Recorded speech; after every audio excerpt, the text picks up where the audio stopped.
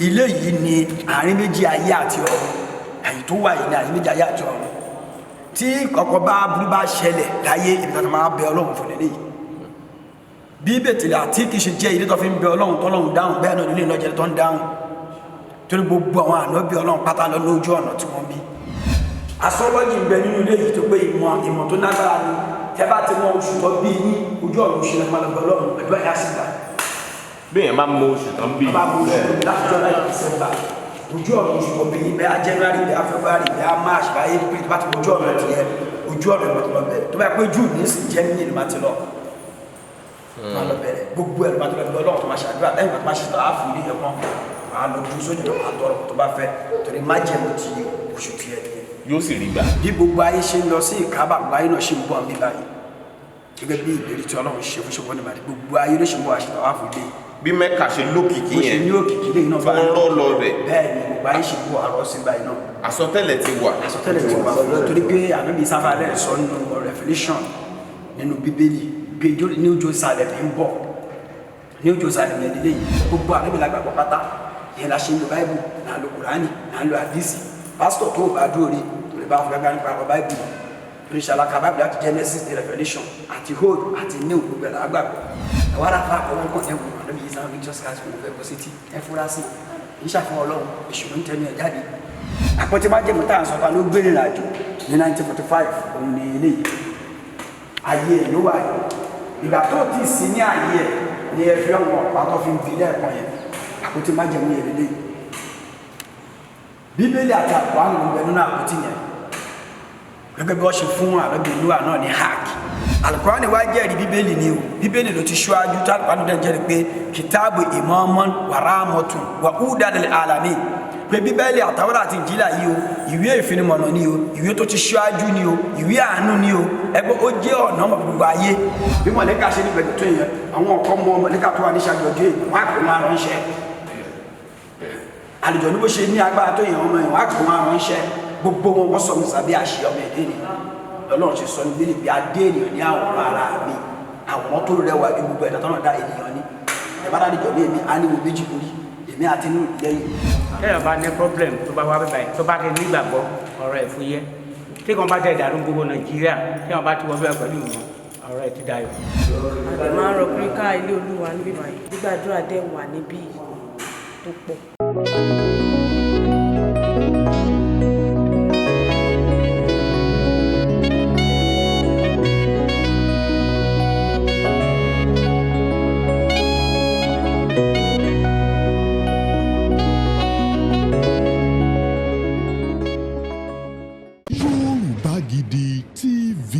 ibi tí mo wà yìí ni wọ́n pè ní Jerusalem tuntun wọ́n ní Kaabah míì lélẹ́yìí o tó jẹ́ wípé bí wọ́n ṣe ń lọ sí Mẹ́kà wọ́n ti sọ àsọtẹ́lẹ̀ rẹ̀ wípé wọ́n á máa rọ́ kẹ̀tíkẹ̀tí wá síbí jákèjádò àgbáyé nígbà tí àsìkò bá tó ta wá ló mọ àsìkò náà ẹ farabalẹ̀ dáadáa ìlú Ìjẹ̀bú Òde la wà yìí àwọn àlàyé ọ̀rọ̀ kan ń bẹ tó ṣe kókó àwọn kan ń bẹ ní kọ́lọ́fín tá a fẹ́ ṣí sí gbangba wọ́n ní òjíṣẹ́ kan ti wáyé nígbà ni Máàdí lórúkọ rẹ̀ ń jẹ́ wọ́n ní Jésù Kristi tí àwọn Kristẹni ń wíhun wípé ìpadàbọ̀ rẹ̀ wá sáyé ìgbàgbọ́ nínú ẹ̀ ìgbà wo ló padà wá tàbí ṣó tiẹ̀ ti wá àbó ṣì ń bọ̀ àwọn tí wọ́n jẹ́ ẹlẹ́sìn Islam kan wọ́n ṣàlàyé ọ̀rọ̀ kan tó kúnná nínú tí wọ́n rí nínú Bíbélì wọ́n sì ń tọ́ka sáwọn nǹkan kan tí wọ́n rí nínú Kùránì tí ọ̀pọ̀ ò mọ̀ tó sì yẹ kí wọ́n mọ̀ àpótí ẹ̀rí lẹ̀ ń wò yìí àpótí ẹ̀rí wo gan-an ni ta ló ní báwo ni àpótí yìí ṣe rìnrìn àjò lọ sí Mẹ́kà àwọn wo ló gbé rìnrìn àjò padà wá sílùú Ìjẹ̀bú Òde yóò dáa tó o bá lè farabalẹ̀ wo fídíò yìí láti ìbẹ̀rẹ̀ dé òpin kí òye tí a fẹ́ ṣàlàyé lè yé ọ délẹ̀délẹ̀ nítorí pé bó o bá kàn gbọ́ fẹ́ẹ́rẹ́fẹ́ o ò tí ì ṣera ẹ láǹfààní tó tó o bá fẹ́ nímọ̀ púpọ̀ farabalẹ̀ wo fídíò yìí láti bẹ̀rẹ̀ dópin. Ọlákúnlé Fásùgbà lórúkọ mi, ìkànnì Yorùbá Gidi TV. Ilé yìí ni a ń pè ní Baitul Mamuri. Òun ni ilé tí Ọlọ́run fi ránṣẹ́ Muhammad al-Mahdi. Èyí tí Ọlọ́run sọ náà Al-Qur'ani ní Suratu Turi Quran 52 verse 4 pé wal Baitul Mamuri. Òun fi ilé náà búra. Ilé yẹn ni Ọlọ́run fún wa nígbà Muhammad sallallahu alaihi wasallam nígbà tó ń rìn ìrìnàjò ẹ̀mí mímọ́ tó ní sí Sidratul Muntaha tó ní 70,000 ọmọdé kan ṣe tàwáàfù nínú ẹ̀.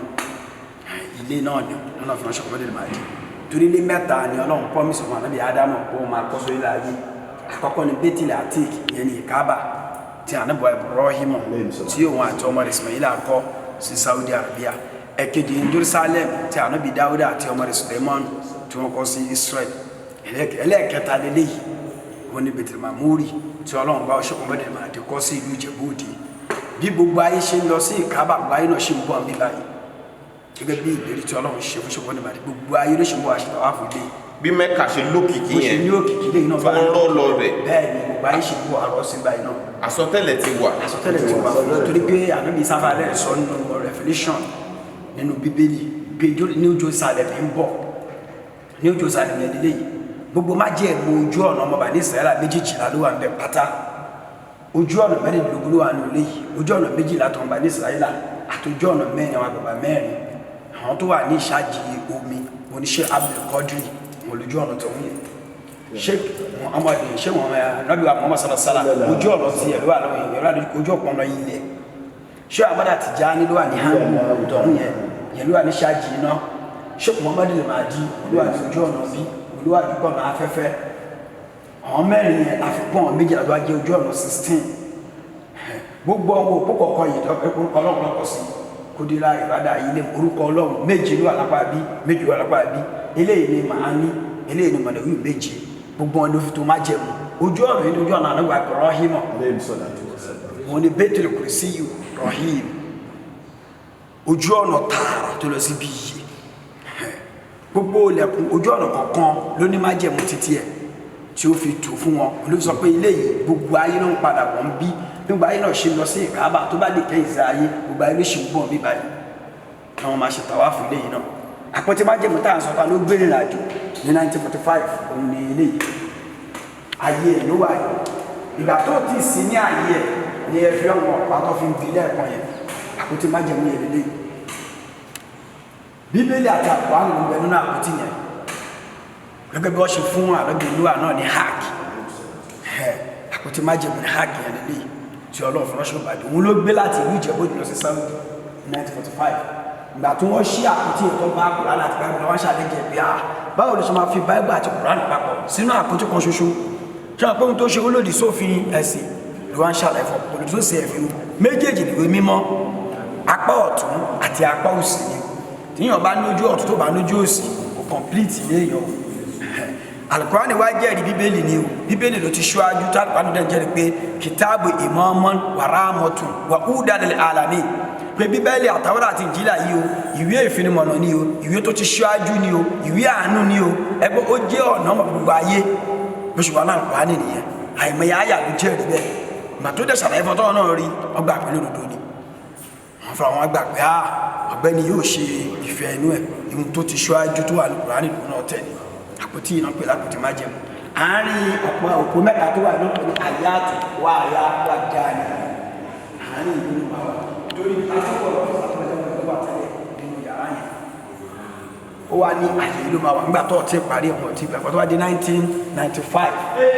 ni wọ́n gbé padà wá sí àyè nígbà yìí àyè ló máa wà permanently nígbà COVID-19 2020 tí ọ̀rọ̀ corona ṣẹlẹ̀ tí gbogbo ẹ̀ ṣẹlẹ̀ ibi lọ́tọ́ wá ṣe tààfù tàfi bí Ọlọ́run kó bá suppress gbogbo tó jẹ́ COVID-19 láti ìjọ tàbátà ṣe tààfù ẹjọ́ kejì báyìí ní ń pa ìbí ń pọ̀ tó ti bẹ̀rẹ̀ sí stop níjọ́ kejì ẹ̀ ọjọ́ kejì láti ṣe tààfù ibi tó pé ilé yìí ni àárín méjì ayé àti ọ̀run èyí tó wà yìí ní àárín méjì ayé àti ọ̀run tí kọ̀kọ́ bá burú bá ṣẹlẹ̀ láyé ibi tó máa bẹ Ọlọ́run fún lélẹ́yìí bí Bẹ̀tẹ̀lẹ̀ àti kìí ṣe jẹ́ ilé tó fi ń bẹ Ọlọ́run tọ́lọ́run dáhùn bẹ́ẹ̀ náà nílé ìlọ́jẹ́ tó ń dáhùn torí gbogbo àwọn ànábì Ọlọ́run pátá lọ lójú ọ̀nà tí wọ́n bí oníkàkùn ní májẹ̀mú ẹ̀ bẹ́ẹ̀ náà ni gbogbo ẹ̀dá kọ̀ọ̀kan ní májẹ̀mú títẹ̀ nínú ilé ẹ̀rí orúkọ wọn òdúlẹ̀ rí bẹ̀yẹn ẹ̀rí Amẹ́ríkà Germany májẹ̀mú tí wọ́n nìyẹn ẹ̀rí Germany ẹ̀tìrí Germany bẹ̀yẹn cancer sọ̀tàn ojú ọ̀nà tí wọ́n nìyẹn gbogbo country France gbogbo wọn Spain gbogbo wọn lónàlá kọ̀ọ̀kan ni wọ́n ní díá lónìí àìjọ ẹ̀tìrí Ethiopia ẹ̀tìrí Taurus astrology ń bẹ nínú ilé yìí tó pé ìmọ̀ tó nágbára ni tẹ́ bá ti mọ oṣù tó bí yín ojú ọ̀run oṣù náà máa lọ́rùn ẹ̀dọ́ ẹ̀yà sí gbà. bí èèyàn bá mọ oṣù tán bí. bá mọ oṣù tó bí láti jọ láì December ojú ọ̀run oṣù tó bí yín bẹ́ẹ̀ January bẹ́ẹ̀ February bẹ́ẹ̀ March bẹ́ẹ̀ April tó bá ti mọ ojú ọ̀run ti yẹ ojú ọ̀run ẹ̀ lọ bẹ́ẹ̀ tó bá pé June ní sí Germany ni máa ti lọ. máa lọ bẹ̀rẹ̀ gbogbo ẹ̀ ló máa ti lọ bí Ọlọ́run tó máa ṣàdúrà lẹ́yìn tó máa ṣe tó àáfù ilé yẹn kan máa lọ dúró sójú lọ àtọ̀rọ̀ tó bá fẹ́ torí májẹ̀mú ti oṣù tiẹ̀ yóò sì rí gbà. yóò sì ní tọkùn ẹ bá ti wọ ọmọ ní inú ẹ má dá òkú tó bá ti dá tọkùn ẹ bá ti wọ tí ò bá ti ṣe iyèméjì. tó bá ti ṣe iyèméjì ìfẹ́wé tí wọ́n gbogbo ẹ̀sìn tẹ́lẹ̀tẹ́lẹ̀ gbogbo ẹ̀dá ni. tí ẹniyẹn tí ò bá jẹ́ ẹlẹ́sìn Islam tí ò tiẹ̀ mọ nǹkan kan nípa kò sí ẹni tí kò sí àwọn láti wọ́n gbé ìgbé Ọlọ́run tó bá yà ti gbà kò sí pé o ìṣe Muslim ò lè wọlé. kò sí ẹni tó lè wọlé Ọlọ́run. ilé Ọlọ́run ṣe ní àwọn ọmọ àtọ́kùn lágbáyà pọ̀ ní ọ̀pọ̀ fẹ́nikẹ́ láti wọ́n.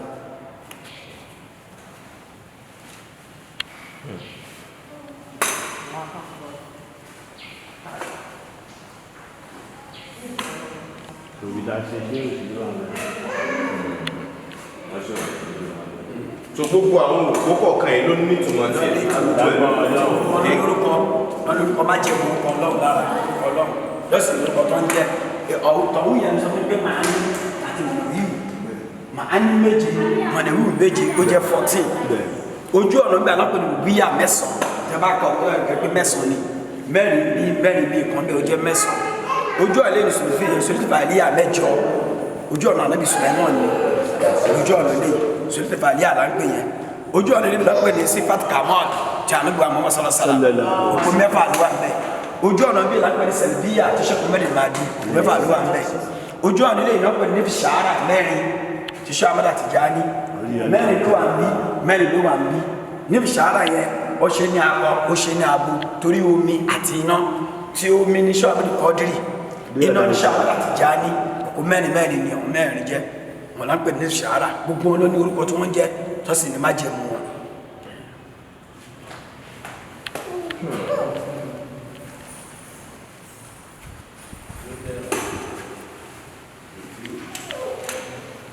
ojú ọ̀nà yìí ni Mẹ́líkísẹ́dẹ́kì ẹ̀tì Japan Libra ojú ọ̀nà ti Japan lé Mẹ́líkísẹ́dẹ́kì. Mẹ́líkísẹ́dẹ́kì ìtàn ní kò ní bàbá kò níyà tó wọ àárín ìlú wa tọ́ Yahudi ń pè ní àwọn tó tẹ̀lé Musa tó ń pè ní ọmọ Ọlọ́run torí pé wọn ọmọ bàbá ẹ̀ wọn ọmọ ìyá ẹ̀ ọkọ̀ dídí bẹ́ẹ̀ sì ń jíṣẹ́ Ọlọ́run láàrin ìlú ni wọn náà pè Mẹ́líkísẹ́dẹ́kì tọ́ ní ọmọ Ọlọ́run tọ́nà fi ṣe ìyanu ojú ọ̀nà tiẹ̀ ni ìjọba ti wọlé ojú ọ̀nà àdọ́gba Ibrahim àjáde ní ojú ọ̀nà tiẹ̀ àwọn wọlé padà ní ojú ọ̀nà ti àdọ́gba Suleiman àgbàdo wọlé tábàgbàdé àjáde ní ojú ọ̀nà ìṣàṣà àwọn àdọ́bí Yakuba yẹn ni òpó mọ́kànlá òun ni òwò yíyà mọ́kànlá ìbẹ̀rẹ̀ àmàgbà jáde a máa lọ parí ìtàwá fún yẹn sí ojú ọ̀nà tí ṣèkú mẹ́rin bá di tẹ̀sẹ̀lẹ̀ yíyà kó mẹ́fà bí májèlú yẹn ṣe kí ẹ ti bí àgbélébùú ayé àtọ̀ torí gbọ́ Ọlọ́run ṣẹ̀dá ayé àti Ọlọ́run sọ níbí pé àkọsẹ̀dá ogun gbà kíkàṣọ àti orúkọ ọ̀rọ̀ láti ṣẹ̀dá gbogbo àti orúkọ ọ̀rọ̀ ní la ilaha illallah tọ́lá wà nígbà kó sí bí àgbélébù àwọn àwọn òkúta gbélébù kan nínú ta gbẹ̀lá gbélébù ni pé gbólóhùn ọ̀rọ̀ òye ni ìbílẹ̀ báyìí èyí tó dùgbò ẹ̀ báyìí lágbè bismillahir rahmanir rahim ọ̀rọ̀ ní Ọlọ́run orúkọ sí gbogbo nǹkan tó dá tó fi orúkọ fún wọn èyàn máa jẹ́ mọ̀lẹ́kà èyàn máa jẹ́ àlùjọ èyàn máa jẹ́ ọ̀lẹ́ èyàn máa jẹ́ ẹranko èyàn máa jẹ́ igi èyàn máa jẹ́ ẹja èyàn máa jẹ́ omi ẹni pé orúkọ ló fún gbogbo ọkọ tó kù àbọ̀bá tó dáhùn ní ọgbọ́ tó gbéná ọmọ ibi ènìyàn kan àgbélé fún ìgbélé bá ti wọlé lẹ̀ tó jáde báyìí wà á wọlé padà lọ́wọ́ yẹn wà á jáde báyìí ètò gbàgbé ní bọ́ọ̀rọ̀ àtọ́rọ́kọ nìyẹn ọ̀rọ̀ ní 26 tabako pé is 26 20 14 plus 3 plus 9 tabakapọ̀ àti 26 ló jẹ́ oní la ilaha illallah tabaka ti bẹ̀yẹ 19 11 plus 8 kí ló jẹ́ 19 Bismillahirrahmanirrahim májẹ̀mú ọ̀rọ̀ àti orúkọ nìyẹn òun ni àgbélébù èyí táwọn òṣèlú kàn dé mọ́ kírísítẹ́nì tọ́ba jẹ́ wọ́n gbàgbà létí àwọn ń gbé kọ́rùn ní gẹ́gẹ́ bí wọ́n kàkà bẹ̀tì kì í ṣe àgbélébù tá à ń gbé kọ́rùn àgbélébù ìgbàgbọ́ nínú nínú wa wọn náà fi ṣẹ̀dá wa kírọ́ọ̀sì nílé ìbáyìí sí ṣe gbogbo ẹ̀ ló mọ̀ kírọ́ọ̀sì láwa yìí ọ̀rọ̀ lélẹ́yìí àgbélébù ẹ̀ lélẹ́yìí orúkọ lélẹ́yìí lọ́nà tó fi ṣẹ̀dá ọmọ èèyàn ní àwòrán ara mi àwòrán ọlọ́run náà dọ́ mi ọmọ èèyàn ló lágbá ní gbẹ̀dá tó ń dá àwa làwọn ọmọdé kà ń ṣe àwọn àlejò ń ṣe àmú gbogbo ẹranko tó lágbá ní igbó àwa là ń pàṣẹ lórí wọn lọ́nà dẹ̀ jẹ́rẹ̀ ní ilé olójẹ́ ní àlùkò ní pé àwa láṣọ mi ní ọba ní gbogbo ọmọ ẹ̀dá ìgbókò pátá bí mọ̀lẹ́ka ṣe ní gbẹ̀dẹ̀ tó yẹn àwọn ọkọ̀ mọ mọ̀lẹ́ka tó wà ní ṣàjọ ọjọ́ èyí wọn á kó wọn ránṣẹ́ àlejò ní bó ṣe ní agbára tó yẹn ọmọ yẹn wọn á kó wọn ránṣẹ́ gbogbo wọn wọ́n sọ mi sàbí àṣẹ ọmọ ẹ̀dẹ́ ni lọ́lọ́run ṣe sọ ní bí níbi adé ènìyàn ní àwòrán ara mi àwòrán tó rẹwà bí gbogbo ẹ̀dá tọ́nà dá ènìyàn ní ẹ̀bá dáadé jọ ní èmi aníwo méjì lórí èmi àti inú lẹ́yìn àmẹ́yàn àlóòdì ojú wà láyè tó yẹ kó wà imú wà láyè tó wà ẹnu wà láyè gbogbo ẹ̀fí tó wà láyè tó yẹ kó wà ó dẹ̀ ṣe wá ní àwòrán májẹ̀mú rẹ̀ tó pé májẹ̀mú méje ni májẹ̀mú tó wà lára wa bá ṣe wáyé orí wa ní ànábì Ádámù apá ọ̀tún ní ànábì Nóà apá òsì ní ànábì Ibrahimu ikú wa ní ànábì Mùsá ẹsẹ̀ yìí ní ànábì Jesus Christ ẹsẹ̀ òsì ní ànábì àwọn sọ̀rọ̀sán ẹ̀mí tó mú ọṣọ́ mẹ́rin máa di tó gbé méje ọ̀rọ̀ yìí bẹ́ẹ̀ nínú Bíbélì nínú Revelation pé àwọn àgbàgbà méje ọ̀nà ànábì méjì tí mo kà yẹn àwọn alátúnṣe sórí ayé gbogbo ọlọ́ṣà ọmọ ọ̀gbàdà tí màdí ò bá wá ní kẹ́hìnsì ayé àlọ́mọ ọ̀gbàdà bọ̀ tí ànábì sọ pé tí láyé bá kọ ọjọ́ kan ṣoṣo ànábì ìságbọ́dọ̀ pa àbá ọ̀tọ̀ máa bá kó ìyẹn ní Jésù òun náà ni màdí mùsùlùmí àpá náà sọ pé là ìzà ilà máàdì wàlà máàdì ilà àmà ìzà kò sí màdí lọ́tọ̀ kò sí ìsá lọ́tọ̀ èèyàn kọ ṣoṣo ní méjèèjì ìmọ̀ àdíyẹn ni pé àfi ní mọ̀nà ìpadà náà bí yí záàdì torí Ọlọ́run sọ pé kò complete iṣẹ́ ẹ̀ nígbà tó wá kò fẹ́yàwó kò bímọ kò lè parí iṣẹ́ ó láti padà wá bímọ láti wá fẹ́yàwó láti wá parí iṣẹ́ yẹn torí ọ̀nà tá gbà bí ìyá ò ní bàbá kò náà kọ́ tó fi bí ẹ̀mí mọ́lá fi bí ó lè gbọ́dọ̀ padà wá complete iṣẹ́ yẹn iṣẹ́ rẹ̀ wá complete àwọn iṣẹ́ tó kù tọ́lọ́ tó promise pé ilé ìbẹ̀tẹ̀ màmúrí o New Jerusalem ní gbàgbé fásitì nínú Revelation pé kẹ́nikẹ́ni kó di adìẹ mú báyìí jọkọ̀ gba adìẹ lọ́wọ́ rẹ̀ tó lè mí ń bọ̀ wá kọ̀ọ̀kan nígbà tí bá dé èmi kó akọ ilé mímọ́ tí kò ń kọ́ ọlọ́wọ́ bá mi sí lára àtúnkọ́ ọmọ òbí ìlú mímọ́ mi sí lára ìlú kan ọmọ bá ní Ísírẹ́lì àtúnkọ́ ti kárí ara mi òun ni ojú ọ̀nà títí ẹ̀yẹn ojú ọ̀nà ṣẹ́gun ọ̀hún sẹ̀bíyà tó kọ́rọ́kọ ara tiẹ̀ sílẹ̀ ó lẹ́nu tó bá ní etí kó gbóhùn tí ẹ̀ sọ bẹ́ẹ̀ ni Bíbélì ṣe sọ ẹ̀mí ni gbogbo ẹ̀ àmọ́ kò sí bẹ́ẹ̀ ṣe fẹ́ ṣe ní ayé tí ẹ̀ rí ọ̀tọ̀ makisais kò rí bẹ́ẹ̀ irọ́ ní ìfúnnúkà owó kan ìyẹn ò kàn wá torí pé gbogbo akọ́nà máa gbà ó ti wà ní bẹ́ẹ̀lì pé o ò lè fagídí mẹ́nikẹ́ni gbà bẹ́ẹ̀ náà ló wà náà àtọ́nà sọ́kà lẹ́nu pé ìnáka látàdí máa àbábítà ó ò lè fọ̀rọ̀ mẹ́nikẹ́ni tó nífẹ̀ẹ́ sí nígbà táwọn náà fẹ́ fi àbúrò bàbá ẹ̀ tó kéde Islam tó wá fẹ́ kú tó sọ pé kú ta Islam sọ pé láìláì lálá tí yóò sọ̀rọ̀ sọ pé láìláì Muhammadu kò sọ̀rọ̀ wọn nígbà pé Muhammadu yẹn gbé tó kúrúkọ yọ Muhammadu yẹn kó sọ pé láìláì lálá kó sọ̀rọ̀ ọlọ́run wá sọ ayà ìtàlẹ́fà mẹ́rin ìnáka láàbábítà látàdí máa àbábítà ó ò lè fọ̀rọ̀ mẹ́ni tó bá nífẹ̀ẹ́ sí o torí pé onífẹ̀ẹ́ sábà báyìí wá fẹ́ dọ́gbọ́n lòmọ pé bá sọ gbólóhùn yẹn á lè jẹ́ ìpínlẹ̀ ajá lè kí á mọ̀ kò sí tó ń jọ èmi Ọlọ́run ni máa ń fìyàn ọmọ náà yẹ́ ẹ̀dí mọ yàṣà bàyẹ̀ dúdú mọ yàṣà ẹ̀tọ́ máa fi mọ̀ nípa máa sọ nù bàbá lè gbàgbọ́ ọmọ bá gbàgbọ́ ẹ̀mí ọmọ máàmù tó ń ya kànàbà ní ẹ̀mí ọmọ pásọ̀ tó ń ya kànàbà ní bí Ọlọ́run ṣe ṣìlẹ̀ ayé nìyẹn àmọ́ ní títà wa àgbàgbọ́ Ọlọ́run ló rọ níṣẹ́ gbogbo àníbi làgbàgbọ́ pátá ìyẹn la ṣe ń lo báíbù là ń lo Kùránì là ń lo àdìsí pásítọ̀ tó bá dúró rí bá fún gbàgbà nípa ọ̀rọ̀ báìbù ìrìnsàlá kábàbí láti Genesis to Revelation àti Old àti New gbogbo ẹ̀ lágbàgbọ́ àwọn òde gbàgbọ́ kò sẹ́ni pé wọ́n tọ́ ọ̀bọ̀ wọn yọ kúrò yín ọ̀kan wa ntí Kùránì sọ tí àṣẹ tí Ọlọ́run pa ni tó máa ń lò olùgbàgbọ́ òdodo nìyẹn o gbọ́dọ̀ gba ètò ti ṣíwájú Àlùkùránì tó o bá gba ètò ṣíwájú Àlùkùránì ìgbàgbọ́ òpè gbígbé àlèkè àmọ́ làmà tó rí lọ òun ìdájọ́ ń ṣe láyà jọ ń tanra wa ni tó bá dídá àlèkè àmọ́ àmì tó jáfa àmì tó ń ṣàfa torí Ọlọ́run sọ pé o ti ké dábàbà ọmọ náà ọmọ sọ́ọ̀fù láti máa la o ìhun tó fi máa là náà ni pé ìgbàgbọ́ tábà sọ pé mo lọ ilé kéwù mo mọ kéwù ilé kéwù là náà ilé kéwù ní Jesus lọ ànábì sá ti jíṣẹ́ látòrí ìtẹ́ ta ló tẹ̀ mí ṣé inú oyún ló ti lọ́kọ lẹ́kọ̀ọ́ àti àti inú orí ìtẹ́ tí wọ́n bí ní kókó tó ti ń bèèrè lọ́wọ́ ẹ̀ tó ní àlùkò nínú yàrá bí sáájú bí ẹ bẹ́ẹ̀ ṣe ìròyìn ẹ̀ lọ́wọ́ báyìí kò ròyìn ẹ̀ tó jábá kasọ́ọ̀tù wọlé àmọ̀ tàbá kọ bí ọlọ́run ṣe pẹ̀lú bí Ìsá ẹ̀rù bá bẹ̀yìn tàbá jẹ́ Christian ké ẹ̀ mọ̀rọ̀ yàrá bí Ìsá tọ́lọ́ sọ pé àmì ló fi gbogbo àgbàlá ayé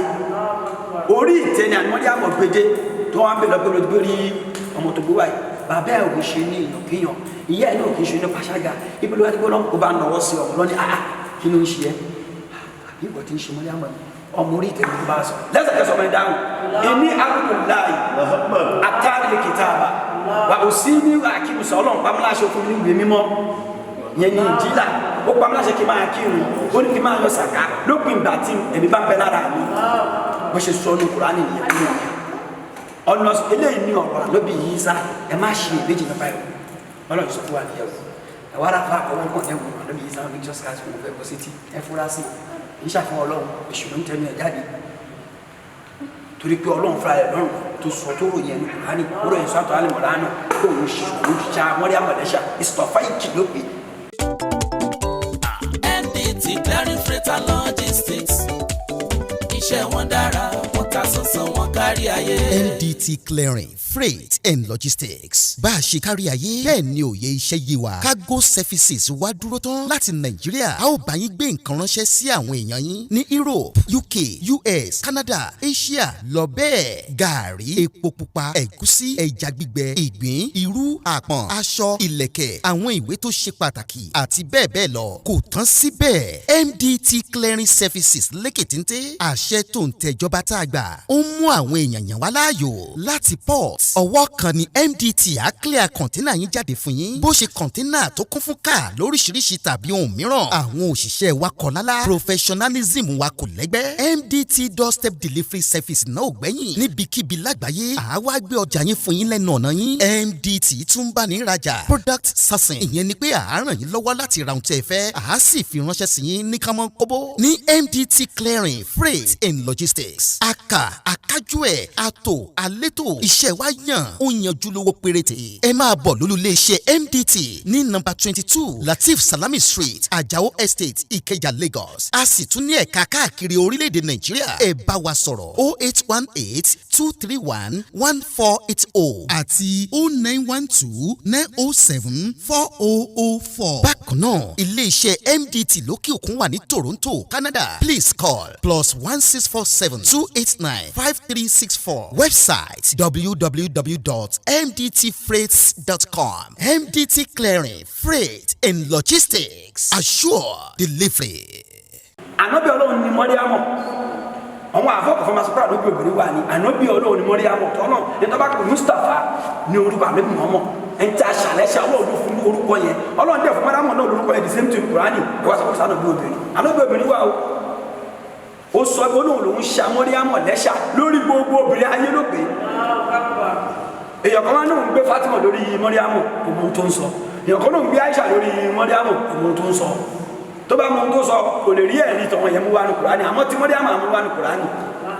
tùkọ́ lọ́ọ̀ lóhùn ọmọ òun fọmọ́ láàrin gbogbo obìnrin òun dẹ̀ ṣe lọ́lá lórí gbogbo obìnrin ṣé ẹni tọ́lọ́ wá fọ̀ tó wá bí ọmọ tó ní bàbá ṣáà ti mọ̀ definitely a gbọ́dọ̀ sọ̀rọ̀ tó dà sórí ìyàn bẹ́ẹ̀ ìpadàbọ̀ ẹni àlùsí oníṣègùn mẹ́lẹ̀ máa dé táwa gbàgbọ́ pé ìpadàbọ̀ ẹ̀sìn lórí pé ó ti lọ síbi tí ànábì sọ pé ó máa dé ànábì inú máa wá sí Mẹ́kà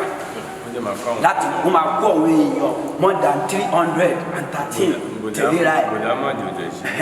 ó ní májèmú ọmọ Ìjẹ̀bú yìí sì ni ọmọ Ìjẹ̀bú òde ni agbélé wọn láti ń bọ̀ yẹn ó ní májèmú ẹni tó máa pè ní màdí azari tó ń sọ pé máa dín pọ̀ mùsùlùmí ẹ̀kọ́ yẹn máa dín pọ̀ máa dín ní lahamud agbàgbọ́ pé máa dín agbàgbọ́ ṣé abúlé kọ́dírì máa dín láfi ní mọ̀nà ni ṣé àwọn ọmọdé àtijọ́ àníṣe pé ojú ọ̀nà wọn náà wà ń bẹ̀ lẹ́gbẹ̀ẹ́ àmọ́ kókò kò wà bias ojú ọ̀nà lọ́dún ọmọ nìyẹn ojú ọ̀nà abúlé kọ́dírì ló wà lọ́wọ́ yẹn ojú ọ̀nà abúlé àtijọ́ ló wà ń bí ojú ọ̀nà ṣọ́ọ̀bà ló wà ń bí ó gbà kó gbogbo àfinimọ̀nà ni bẹ́ẹ̀ tí kí ni mọ̀ pé máa di ti ẹgbẹ́gbẹ́ ni máa di padà bóyí sá ó ní ìkọ́tà àlẹ́ ìsúkú àmàlẹ́ lọ́wọ́ wọn olóò máa rìn àjò láti ìlú ẹ̀ ní Saudi Arabia láti lọ sọ fún wọn torí pé Saudi ni ìlú tí ànábì tó last tó ti lọ ó dẹ̀ gbọ́dọ̀ lọ kéde ara ẹ̀ ń bẹ̀ kọ́ lọ́rọ́ ọ̀nà níṣẹ́ nínú yẹn Gùlámọ̀dù nìyẹn ìgbà tó rìn ẹ̀ ọ̀nà ló ti sèktó padà sínú tó jáde láyé Gùlámọ̀dù ìgbà tó ń dé Saudi tí wọ́n belé pé báwo ló ti bàdí ṣe ti pé Madam Tasa ó ní Madam Tasa òun nìkan ni màdí tó fulfill promise tí ànábì sọ kó máa dé sáwọ́dí láti wá kílé ọlọ́run ọ̀hún iṣẹ́ òun lò torí ẹ̀rìn àjò yìí wá pẹ̀lú àpótí má jẹun ànábì ló máa kọ́ ẹ̀kọ́ máa ṣe tàwa fún inú ẹ̀ báyìí gbàmọ́dù kọ́ mọ́ṣáláṣí ló kọ́ ṣẹ́kọ́ mọ́ṣáláṣí la kọ́ wọ̀ lọ́hùn yẹn tọ̀hún yẹn láti ń kí jímọ̀ eléyìí tàwa fún láti ń ṣe bẹ́ẹ̀ bíi ti Kaaba tí wọ́n ṣe ní ọdọọdún òru ẹ̀ lélẹ̀ gbàmọ́dù kọ́rú ẹ̀ ṣọ́kùnmọ́dù bàdé ló kọ́ lé yẹn òun ní tàwa nú ẹ̀ gbogbo àwọn májẹ̀mú yẹn bó máa fún yàn nípa àyà àtiwájú orí wà láwà ní báíbù wà ní Revelation 7:1-3 wọ́n á fà mí sí yẹn kó máa fẹ́ ọ̀rọ̀ àmì yẹn bẹ́ẹ̀ kó máa fún ọ ní èdìdí níwájú orí tí ó gbọ́ mọ̀lẹ́kà kí mọ̀lẹ́kà kó lè bu ẹni náà sínú lọ́ba jáde kìí àmọ́ àmì ìṣẹ́gun ni àmì yẹn ni gbogbo ẹgbẹ́ bá jẹ́ máa di pátá gbogbo abọ́lá ní àmì ìwájú orí àmì ẹdún kan àgbàgbà méjì tí mo kà lẹ́ẹ̀kọ́ fún yẹn ni mo lọ́n pẹ̀lú kọ Muhammadu oṣù kan ànábì nìkan torí pé kò sẹ́ni tó kó ànábì jáde níjọ́ mẹ́jọ tó wá sọ pé orúkọ ọmọ náà jẹ́ Muhammadu torí pé bàbá ẹ̀ kò ní bàbá kò lè sí Islam ní Mẹ́kà Sáúdì bàtà dáadáa nígbà yẹn lọ pé Muhammadu oṣù kan ànábì àpapọ̀ ní Muhammadu yẹ nígbà tó ṣiṣọ́ mẹ́jọ ànábì ni wọ́n sọ ní Muhammadu ẹ̀sán pé kò kí ọ̀dẹ̀mọ̀kọ́ tó ń sọ torí lẹ́yìn 40 years ìgbà tó wà ní 40 lọ́run ṣẹ̀ṣẹ̀ náà bí iṣẹ́ òun tẹ̀lé ẹ̀ṣẹ̀ mú súnà ká máa sọ ọmọ olórúkọ lẹ́yìn tó bá sọ ọjọ́ méje ìjọ méje dáadé tá ló wá ṣíjọ́ méje tàbí ṣe pé gbogbo ẹ̀ ló ní ẹ̀kọ́ ìyẹn la fi mọ̀ pé Ọlọ́run ló fún ní orúkọ yẹn tó dẹ̀ wà ní sọ́ọ̀tì ìfra Israel pé a máa sún ẹ̀dẹ́ mọ̀káàmà máa mú dá ipò àwọn ẹni ẹ̀yìn tábà ní ànábì Ádámù alayhi salatu wassalam kí la ṣe àyìn nìyẹn a tọrọ pé kí àgbà kò máa bá anabi Nuha alayhi salatu wassalam anabi Ibrahim alayhi salatu wassalam anabi Musa alayhi salatu wassalam anabi Isa alayhi salatu wassalam anabi Muhammad sallallahu alaihi wasallam sallallahu alaihi wasallam tinu tumo alayhi salam náà ní tumo tó yàtọ̀ síra wọn ìkẹ́ àtọ́ láti ń bẹ lórí wọn kíkẹ́ àtọ́ kó máa bẹ̀rẹ̀ ànábì iṣẹ́ kó yàtọ̀ síra wọn ìtumọ̀ ẹ̀yìn tí Ọlọ́run sọ náà pẹ̀lú pé tó máa ń jí lóru wà mí náà lẹ́yìn fatajà dùbì ìtọ́jú yọ tàjú ìjáde nìyẹn máa rí lóru máa yan nọ́fìlà azza àyàbò hasaka rọ̀bùkà makama mahmuda tó bá ń àwọn Ọlọ́run àgbẹ̀dúpọ̀ àwọn ẹni ẹ̀yìn jábù lólò mahmudu kì í ṣe muhammadu tó bá ní muhammadu singular nìyẹn yẹn ni mo fúra dùn lábáwá tó bá ní mahmudu jámù muhammadu àwọn tí a máa yìn ìyẹn tí ní pé ṣáà náà máa yìn bẹ̀tì àwọn àfa àṣọ ló ń yí ibẹ̀ yẹn bẹ̀tọ̀ Ọlọ́run ò lè ṣe yí àfẹ́ntó bá gbọ́ yé láṣẹ mọ̀ pé Ọlọ́run ló fún àlọ́bì ní kọ ọmọdù ẹni tá a máa yìn àlọ́bì sáà náà sọ bẹ́ẹ̀ fún wọn pé ìpínlẹ̀ tó ń bọ̀ wá lẹ́yìn mi ń bẹ nu tó wà ní Matthew ó lè wà náà lọ́wọ́ àlẹ́ náà mo sọ́ọ́ tó sọ́ fi pé wáyé sọ́kọ́lá isa ibùn lọ́rí yá mọ̀ nígbà táwọn ẹbí sáà sọ fún ọmọ ọba yàbá ní ìsọ̀rọ̀ ọmọ ìsọ̀yìnlá ìní rọ̀sùn láì ní èkó mo sáré òjíṣẹ́ Ọlọ́run ọba nínú tí mò ń jẹ́rìí àtàwọ́rá wà mú bá ṣe àbí ìrùsùlé ẹjẹ́ fún ní ròdù yá ti ní bá di ìsìnkú Muhammadu anábì kan bọ̀ lẹ́yìn orúkọ àmàjẹ́ amadu ṣẹ́tìní Muhammadu amadu mahmudu gbogbo orúkọ yẹn ẹ̀yìn ní gbogbo ẹ̀ látara hamidu àti yọ Muhammadu mo sọ pé mímu yẹn mímu sáyidà là ń pè àfikún ní istọfa mustapha àfikún yẹn kún ní amadu òní alihamdu àyìn tí a yìn ẹgbẹ́ mẹ́ta alhamdulilayi Ọlọ́run ni ọba tá a yìn ọba tá a ń dúpẹ́ fún àwọn náà ni Muhammadu wọ́n fi mímu yẹn kún háwò nínú àti Muhammadu ìpìlẹ̀ orúkọ yẹn amadu mímu yẹn láti tó bá di Muhammadu ẹ̀ta máa yìn orúkọ yẹn Ọlọ́run ló fún orúkọ yẹn ìṣọ́ orúkọ tá a fi ọba sọ ní ọjọ́ mẹ́jọ àwọn méjì ló ní orúkọ yẹn tó ń lo Muhammadu yẹn tẹ́tí bá fẹ́ gba màdínsì orúkọ náà máa fún níwájú orí ní má jẹ́ bẹ́ẹ̀ bí Ọlọ́run náà sọ fún àánú inú àtàwárá nínú ìjìlá spiritually a máa fún anábì Isa náà sọ ní Revelation 7:1-3 pé ó máa wá fún ọ ní èdìdí níwájú orí wọn orúkọ yẹn máa fún lámì bẹ́ẹ̀ náà Kùránì náà sọ pé sí máa ń fi ojú yìí ní azari sujudi àmì wọn gbẹ níwájú orí wọn ní ọ̀pọ̀ tó gbé ń forí kanlẹ̀ zalika bọ́n zàánú fi tàwọ̀rí àpèjúwe àmì ẹ̀ ń bẹ nínú májẹ̀mú àdébí Musa láyéláyé ìyẹn Ezekiel 9:4 wọn wà bẹ́ẹ̀ àpèjúwe ẹ̀ ń bẹ nínú Injila àmì zàánú fi Injila àpèjúwe ẹ̀ náà ti bẹ nínú Injila ìyẹn Revelation 7:1-3 torí àṣì pátápátá pé wọn ò lè gbọ́ wọn ò nímọ̀ ní irọ́ ọ̀rọ̀ wa kọjá bẹ́ẹ̀ àbẹ̀ntó bá ti súnmọ́ wa kó wa kẹ́kọ̀ọ́ nípa ẹ̀ bí ọ̀rọ̀ yẹn ṣe jẹ́ nìyẹn. ibi tí wọ́n sin bàbá sí bẹ́ẹ̀ ni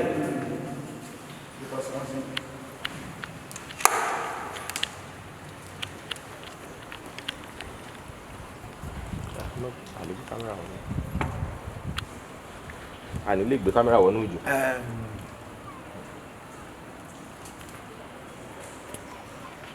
àǹfààní wà fún ọ láti gbé ilé tó dáa, tó fini lọ́kàn balẹ̀, tó dùn gbé kódà nílẹ̀ bàbá rẹ̀. Adélérè Olúṣẹ́gun Michael òun ni orúkọ mi tí mo jẹ́ adarí iléeṣẹ́ Aleri Global Concept Limited, níbi tí a ti ń báyàn ralẹ̀ tá a báyàn kọ́lé tó jẹ́ pé a ní block industry on our own tá a fi ń develop property fún àwọn èèyàn, tàbí ẹni tó jẹ́ pé fún rẹ̀ náà ó ti jẹ́ pé bóyá ó ti ń ṣe development ẹ̀ lọ tẹ́lẹ̀ tó jẹ́ pé ó fẹ́ ra block lọ́wọ́ wa ni, ó fẹ́ ra sand ni, and àwọn trucks tá a fi ń deliver sand on our own, tá a fi ń deliver granite. A ní àwọn offices wa sí AGC Plaza opposite Awotan Central Mosque, Apẹtẹ, Ìbàdàn. A dẹ̀ tún ní another office níbi tá a ti ní block industry wa náà sí Adeola Junction besides Adaba dumping yard ní Apẹtẹ, Ìbàdàn. AGC Plaza yẹn àpètàn ẹ̀ ní Aleri Global Concept Limited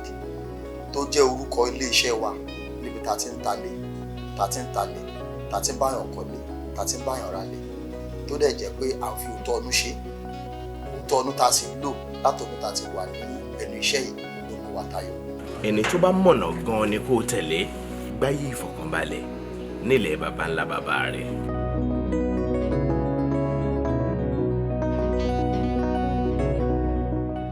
ṣe rí ojú ọ̀nà 12, ojú ọ̀nà 16 tó wọnú mọ́ṣáláṣí yìí, 12 ń bẹ jẹ́ ti àwọn ọmọ Ísírẹ́lì,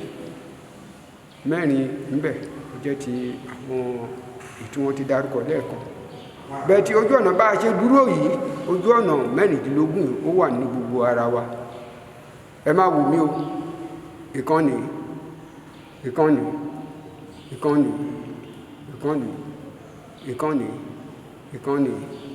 olùkọ́ náà tún nílé 2 lélẹ̀, ìkan ló wà ń bì, 2 náà sì tún wà ń sàlẹ̀ peter tí ń tọ́ ta ti ń ṣe ojú ọ̀nà 16 náà. Orúkọ mi ni Khalifa Al-Imam Abdulrafiu Olúgbénga Araba. Orúkọ mi ni Imam Khalifa Muhammad Mustapha Ghazali Alaga, Imam Masjid Sheikh Ahmadi ní nọ́mbà 40 Degun Street, Ijebu. Orúkọ mi ni Alhaji Imam Mahmood Sherif Adékúnlé Òtùbù, tí mo jẹ́ the Grand Chief Imam General fún ìjọ Mahdiya Congregation worldwide, tí mo dẹ̀ tó wá jẹ́ Khalifa Al-Mahdi Al-Masih, tí mo jẹ́ àrólé Shehu Mahdi ní gbogbo àgbáyé. Masali kaoriba ya kasaida ya gaba. Gbọ́rọ̀ àṣẹ látẹnu mi. Ìwọ tó lè ṣàmì lórúkọ Jésù, ọ̀dájú ogun tó ní tòun bá rẹ́yìn òun ò ní padà.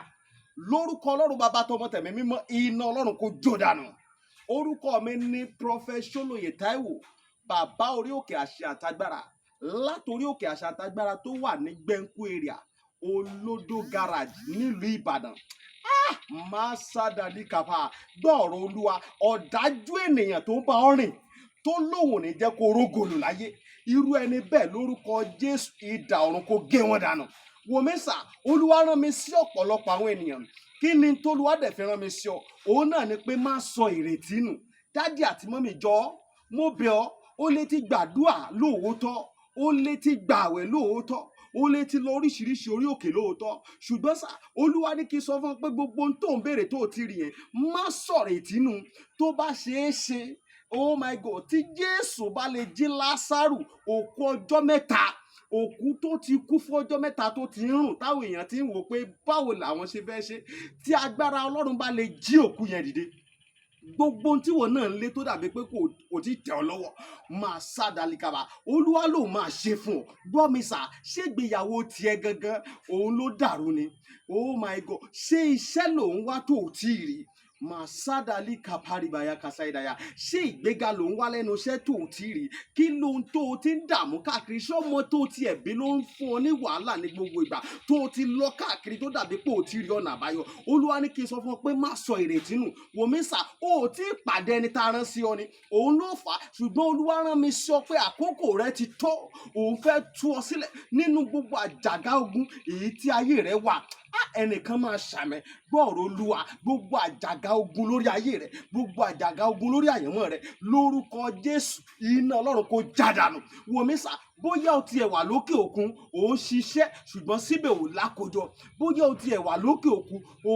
ò wáwé ìgbèlú ṣùgbọ́n ó ti dààmú káàkiri ṣùgbọ́n dàbí pé kò tí ì tẹ̀ ọ́ lọ́wọ́ bóyá o tiẹ̀ wà lókè ní Nàìjíríà tí wọn náà ń lé visa ṣùgbọ́n tó jẹ́ pé gbogbo ìgbà ni wọ́n ń decline visa rẹ̀ gbọ́ ìròyìn ayọ̀ rèé fún ọ olúwa ló fẹ́ yọ̀ǹda rẹ̀ fún ọ pẹ̀lú ọwọ́ agbára mi ò ní àkókò tó pọ̀ ṣùgbọ́n tólúwa rán mi ní sí ọ ni pé jẹ́ àjọ gbàdúrà papọ̀ jẹ́ àjọ wá ojú olúwa kí ni orísun ogun tó ń jà ọ́ gan wọn ò tí ì rí orísun ogun tó ń jà ọ́ ló fi dàbí pé kò tí ì sí ọ̀nà àbáyọ jẹ́ kí n gbàdúrà pẹ̀lú rẹ jẹ́ n ṣọ́nà fún ọ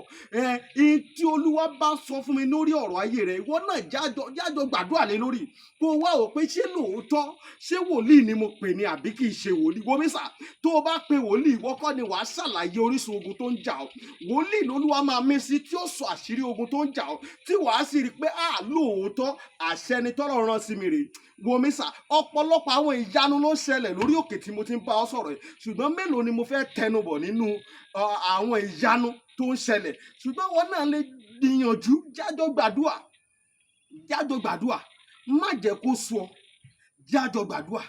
mo máa ń sọ ní gbogbo ibi tí n bá dé màá sọ fún ọ pé ọjọ́ tó bá lọ sọ pé ò ṣe mọ́ ìjọ ẹ̀ báyìí náà lógun ti borí ayé yẹn lórúkọ Jésù ogun ò ní borí ayé rẹ ẹ̀rọ ìbánisọ̀rọ̀ tí wàá fi pè mí fún àdúà àti ọ̀nà àbáyọ sí ogun tó ń jà ọ́ bóyá àwọn tiẹ̀ fẹ́ mọ àṣírí ogun tó ń jà ọ́ pè mí jẹ́ gbàdúrà fún ọ kí n dẹ̀ sọ àṣírí ogun tó ń jà fún ọ nọ́mbà yẹn rẹ o orí WhatsApp nọ́mbà gangan tí wàá fi pè mí sí òun náà ni +234 70 25 47 54 27 +234 70 25 47 54 27 lórúkọ Jésù àánú máa yanjú ọ̀rọ̀ rẹ gbogbo bí tó o ti dé tó dàbí pé kò sí ọ̀nà àbáyọ ní kété tó o bá ti ń pè fún àdúrà lórúkọ Jésù wàá rí ọ̀nà àbáyọ ògo ni forúkọ Olúwa Jésù Olúwa wa àmín àmín àmín lórúkọ Jésù stay blessed in Jesus' name.